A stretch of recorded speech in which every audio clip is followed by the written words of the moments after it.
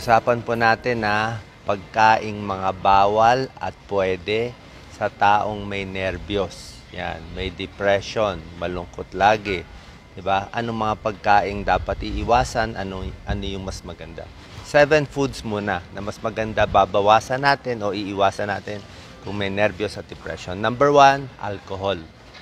Alak. Marami kasing ibang tao, pag depressed sila, lalo pa umiinom ng alak. Hindi po maganda. Hindi naman gamot po yung alak eh. Ang alak po ay depressant talaga. Nakaka-depress siya eh.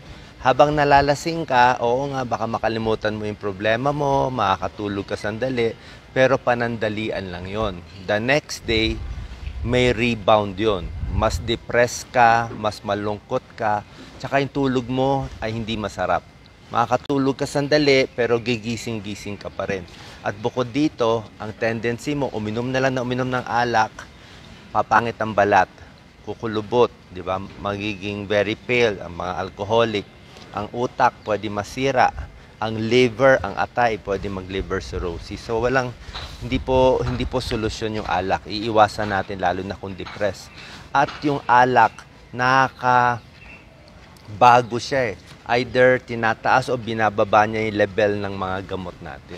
So pag uminom kayo ng antidepressant o ibang mga gamot, bawal yung alak. Nagugulo yung dosis ng gamot mo. Number 2, dapat iwasan o bawasan ay kape. Pwede naman uminom ng kape, di ba? 2 tasa sa isang araw. Pero kung may nervyos ka na, alam nyo naman ang sobrang kape, di ba? Brewed coffee, tataas ang heart rate, mas nervyos, mas palpitation, mas irritable ka. Diba? So, kung gusto nyo kape, 1-2 baso, pwede yung decaffeinated na lang or yung mga organic na herbal tea. Pwede naman yung mga herbal tea. So, 2 cups lang or less. Number 3, naiiwasan, energy drinks, tsaka soft drinks o energy drinks. Ako hindi ko nire-recommend na energy drinks kasi marami siyang mga component doon eh. May caffeine, may sugar, artificial sweetener. Meron pa ibang nilalagay doon na masyadong pampabilis ng puso. Oo. Kasi pinipilit niya palakasin eh. Minsan nagkakaroon ng arrhythmia, heart rhythm abnormality. Nagloloko yung tibok ng puso. Pati tulog nasisira pag sobrang energy drinks. Okay? So, iwas na lang po. Pagdating sa soft drinks, alam niyo naman, mas gusto ko tubig, di ba? Tubig ang wala namang masama sa soft drinks, puro sugar lang tayo. Di ba? Puro sugar lang, nakakataba, di ba? Depressed ka, tapos overweight ka, o makikita mo mataba ka, lalo ka lang madidepress. So, iwas na lang tayo. Tubig na lang ang best. Kung gusto nyo, chamomile tea. Chamomile tea, yan. Very low calorie, healthy pa. Mga halaman lang yun. Okay? Tsaka pag energy drinks, hindi ka makakatulog maigi. Number 4 na magandang babawasan ay kahit mga fruit juices. Kung gusto nyo ng prutas, kumain kayo ng prutas. Kain kayo mansanas, kain kayo peras, o dalandan. Pero yung mga fruit juice na nasa lata, nasa bote, ang daming sugar na yun. Tingnan nyo maigi. Mabuti kung freshly squeezed, di ba? Pero kung yung mga nasa lalagyan na, puro sugar yon, magsusugar high ka lang at mauuhaw ka lang lalo. Mas nakakauhaw yung matatamis. So, tubig lang talaga pang quench ng thirst natin. So, organic, whole fruit, mansanas, pear, suha, dalandan. Mas okay po. Number 5, dapat iwasan kung kayo ay may anxiety at depression na, yung mga junk food, syempre, di ba? Processed foods, mga junk food, chichirya, puro maalat, di ba? Ma-high blood pa tayo. Puro fast foods. Fast foods, mataas sa sugar, mataas sa salt, mataas sa calories, di ba? Puro mantika. Itong mga pagkain to, mga processed foods, sugar, salt, calories, oil, nakaka-cause ng inflammation, pamamaga sa katawan, pamamaga sa puso, pamamaga sa utak. Tuloy-tuloy ang pagkain ng processed foods, tataas ang risk for depression, mas pagod, pati pag-iisip, may problema, pati tulog, minsan hyper, minsan bababa yung mood mo, pa-up and down pa. Iba pang processed foods na maganda bawasan o iwasan yung mga hotdog, mga cake, mga ice cream. Konti-konti po pwede naman. Huwag lang masyado marami.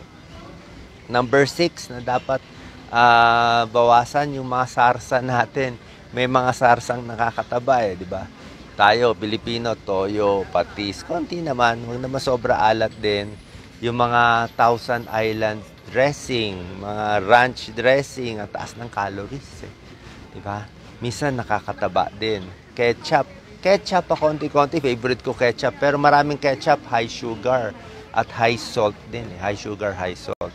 So, ang magandang dressing sa pagkain natin, pwedeng suka, pwedeng kalamansi, kung gusto mo lemon, kung gusto mo hot sauce, pwede rin, di ba? Mas nakakapayat. Ito naman, ayaw rin natin tumaba, lalo na kung may anxiety ka na at may depression ka na. At number 7, yung mga oily foods, yung mga may trans fat na tinatawag. Trans fat kasi ito sa mga margarine, mga cooking oil, puro prito.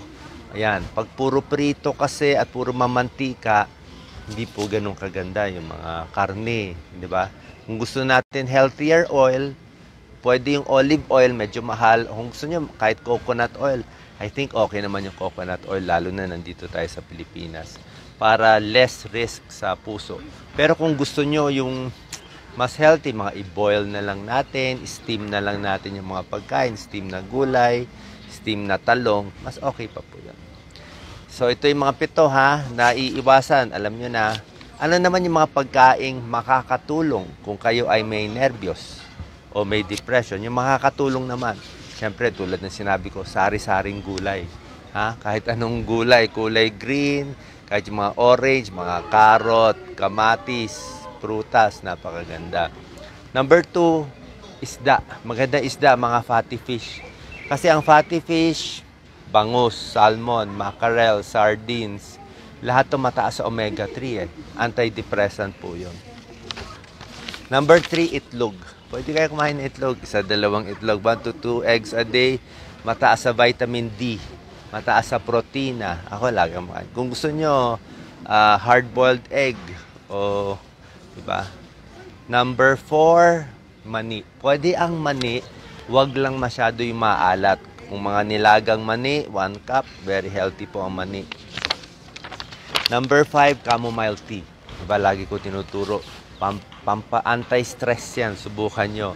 Halaman lang yan yung mga herbal tea. Number 6, yogurt.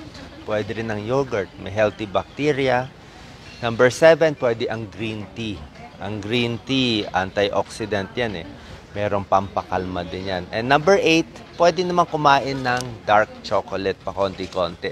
Pero hindi ko sinabi yung milk chocolate, yung dark. Yung more than 70-80% na yung cocoa na talaga mapait na, halos di na matamis Baka hindi nyo na magustuhan.